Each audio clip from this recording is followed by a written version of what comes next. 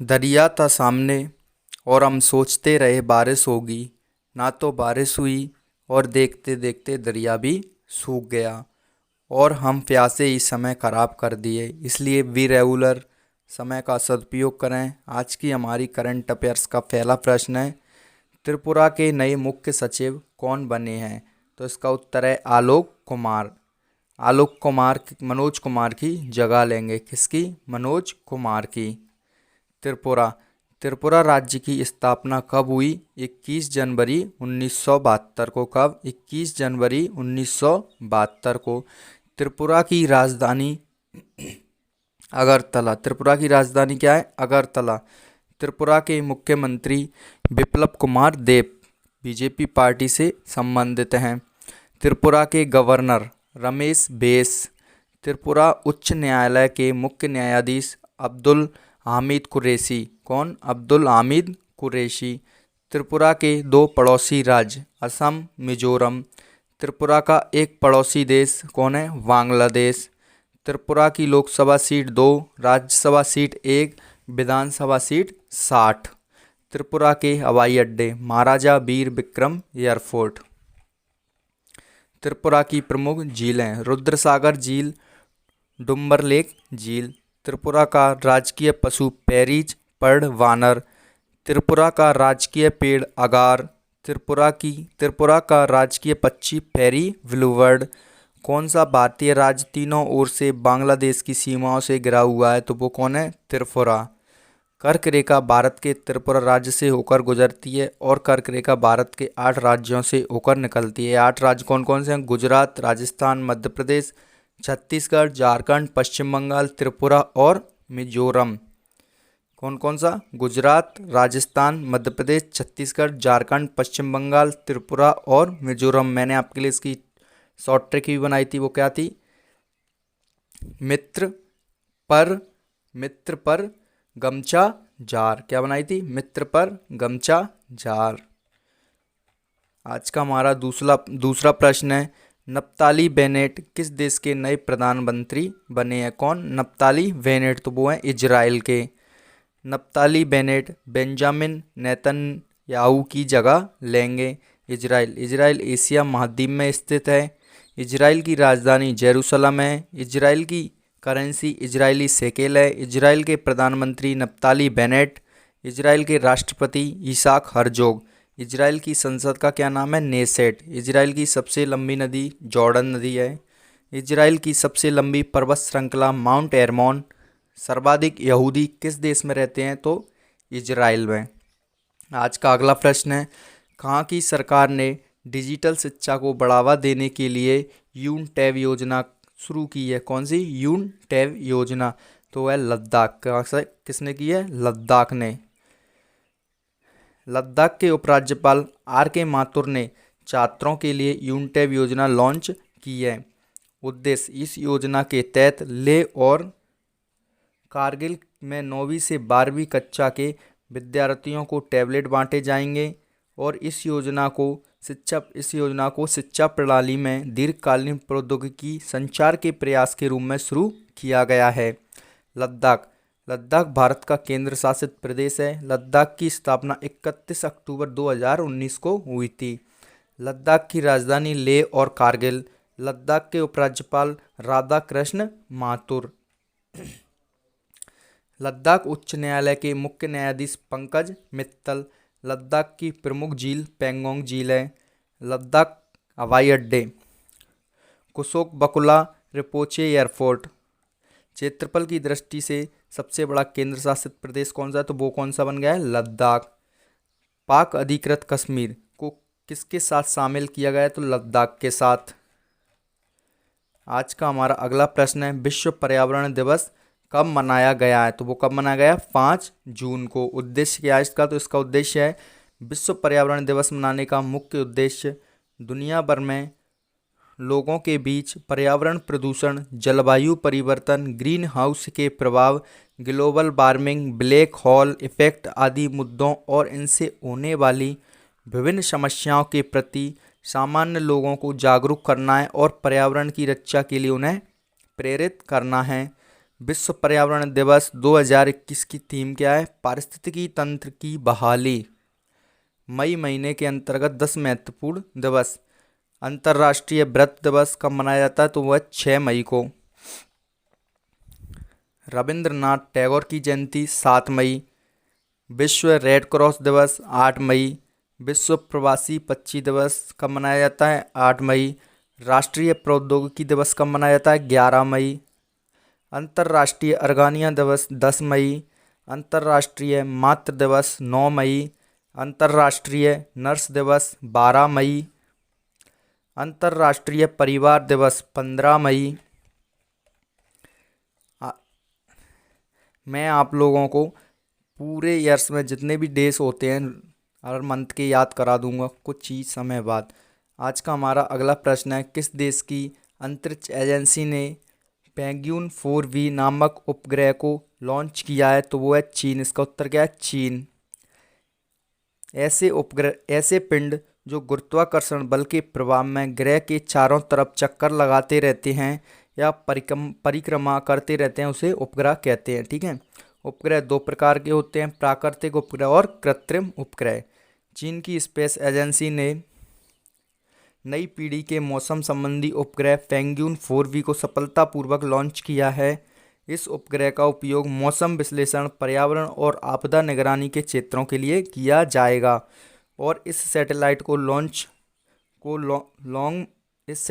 Long मार्च 3B rocket से Sichuan प्रांत के जीचांग सैटेलाइट लॉन्च सेंटर से लॉन्च किया गया है। टॉप 5 देशों के स्पेस एजेंसी के नाम। वियतनाम की स्पेस एजेंसी का नाम क्या है? तो Vietnam national space centre. America की स्पेस एजेंसी का नाम नासा। भारत की इसरो। रूस की रोसकोसमोस। जापान की जाक्सा। आज का हमारा अगला प्रश्न है, संजीव कोहली को किस देश में भारतीय राजदूत नियुक्त किया गया है? उत्तर सर्बिया।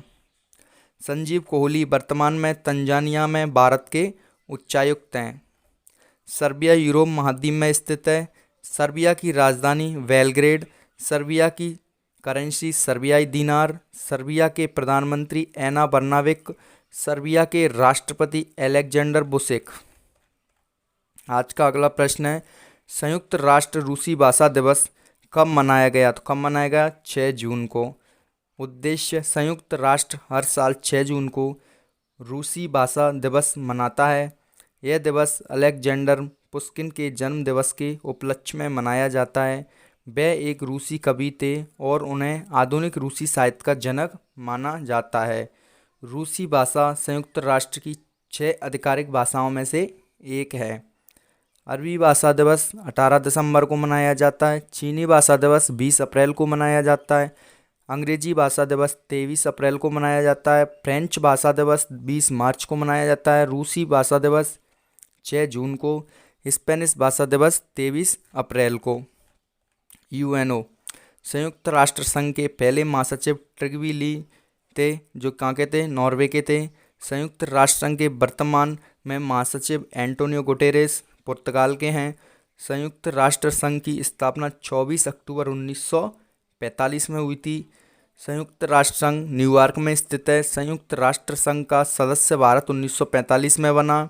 संयुक्त राष्ट्र संघ के वर्तमान में सदस्य देश 193 और अंतिम देश कौन है? दक्षिण सूडान। संयुक्त राष्ट्र संघ में हिंदी में भाषण देने वाले प्रथम भारतीय अटल बिहारी वाजपेयी, जो हमारे प्रधानमंत्री हैं, रह चुके थे। संयुक्त राष्ट्र दिवस हर साल 24 अक्टूबर को मनाया जाता है।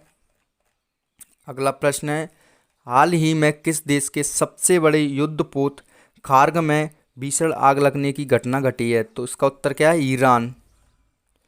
हाल ही में ईरान की नौसेना के सबसे बड़े युद्धपोत में भयंकर आग लग गई है। इस युद्धपोत का नाम क्या है? खार्ग। इस युद्धपोत में आग लगने के बाद यह ओमान की खाड़ी में डूब गया। ईरान एशिया महाद्वीप में स्थित है। ईरान की राजधानी तेहरान। ईरान की करेंसी तोमान रियाल किरान। ईरान के राष्ट्रपति हसन रोहानी। चाबहार बंदरगाह कहाँ स्थित है? ईरान में। ईरान की सबसे लंबी नदी कौन सी है? करुण नदी। ईरान की सबसे बड़ी झील कौन सी है? उर्मिया झील। अगला प्रश्न है, अंतर्राष्ट्रीय हॉकी महासंघ विश्व रैंकिंग 2021 में किस देश की पुरुष हॉकी टीम शीर्ष पर रही? तो इसका उत्तर क्या है? बेल्जियम। अंतर्राष्ट्रीय हॉकी महासंघ पुरुष विश्व रैंकिंग 2021 में टॉप 3 टीम बेल्जियम की, ऑस्ट्रेलिया और नीदरलैंड। अंतर्राष्ट्रीय हॉकी महासंघ विश्व रैंकिंग 2021 में भारतीय पुरुष टीम चौथे स्थान पर रही। अंतर्राष्ट्रीय हॉकी महासंघ महिला विश्व रैंकिंग टॉप 3 कौन कौन रहे? तो नीदरलैंड, अर्जेंटीना और ऑस्ट्रेलिया, और इसमें भारत 9वें स्थान पर रहा। FIH विश्व में जितने भी हॉकी के खेल होते हैं उसे FIH रेगुलेट करता है, इंटरनेशनल हॉकी फेडरेशन। अंतर्राष्ट्रीय हॉकी महासंघ, इसकी स्थापना कब हुई? 7 जनवरी 1924 को। इसका मुख्यालय कहाँ है? Lausanne, Switzerland. इसके अध्यक्ष कौन है? Narendra Batra. CEO Thierry Weil. अगला प्रश्न है, 1232 kilometre the long journey home पुस्तक लॉन्च हुई है।